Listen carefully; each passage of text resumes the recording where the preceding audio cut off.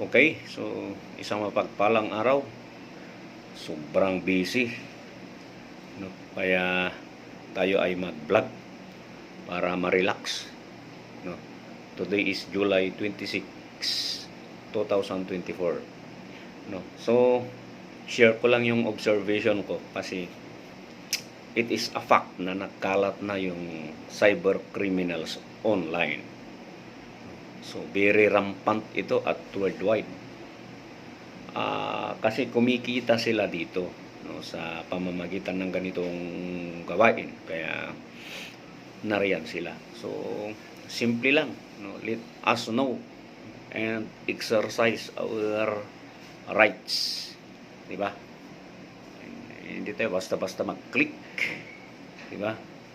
Yung end user license agreement, yung UILA na pinag-click tayo, yung I agree or accept button, no? Hindi natin basta-basta yan kiniklik.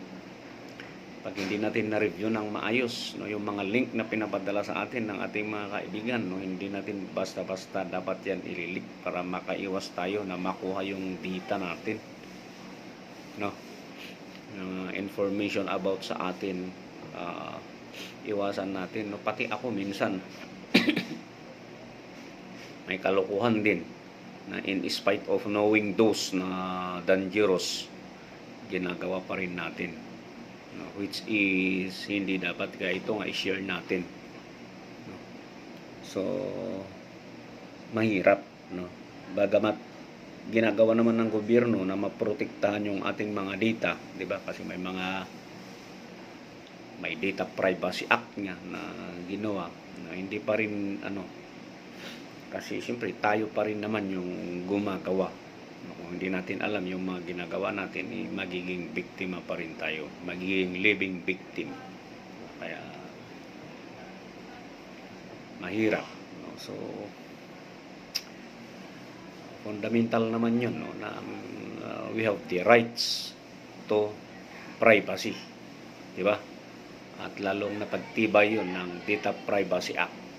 Although maraming batas na nagpoprotekta sa ating rights to privacy. Actually, fundamental rights natin yan dahil nasa Constitution. Article 3, Section 2 of the Philippine Constitution. Pati yung Article 11, kung hindi ako nagkamali, Section 10. No, kung saan pinoprotektahan naman yung rights naman ng mga media men na kagaya natin. Maliban dyan sa Philippine Constitution, may ginawa noong 2012 na Data Privacy Act, no, yung Republic Act 10173, no. Pasok din yung pinoprotektahan din tayo ng Anti-Wiretapping Act of 1965. Matanda na itong batas na to, Republic Act 4200, no. Pwede pa rin, no. Gamit pa rin natin yan. Even yung Civil Code of the Philippines, no.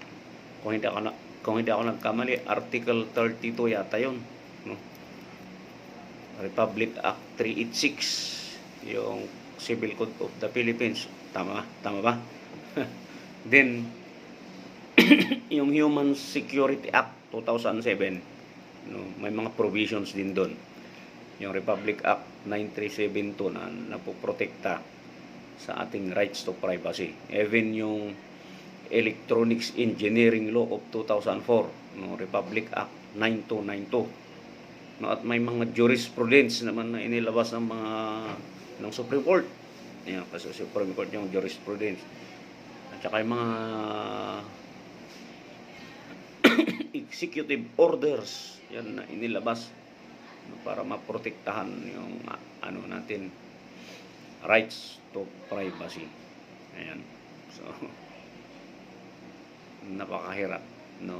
And of course yung data nyo, no, yung data, no, speaking of data natin is yung personal information natin. Then yung sensitive personal information natin, kasama yung privileged information, no? Tatlong klase ng information yan, no, na sinasaklawan naman, no, ng Data Privacy Act of 2012. Ingatan din natin, no? Huwag basta-basta ibibigay no? Kahit sino, no? Maliban lang kung pumapasok tayo sa isang kontrata, of course, yung mga legit na ano, pero still, we need to verify bago natin i-disclose. Then, kung kayang burahin naman, yung mga nagamit nyo na, kung kaya nyong burahin nyo. Sa bagay, tayo mahirap, hindi naman ano yan, hindi naman tayo subject ng mga cyber criminals, pero but still, no? Kasi baka magagamit yan, no? As ano, di ba, meron tinatawag na identity theft, face off. Gagamitin kayo sa pangungutang. So, kunting ingat.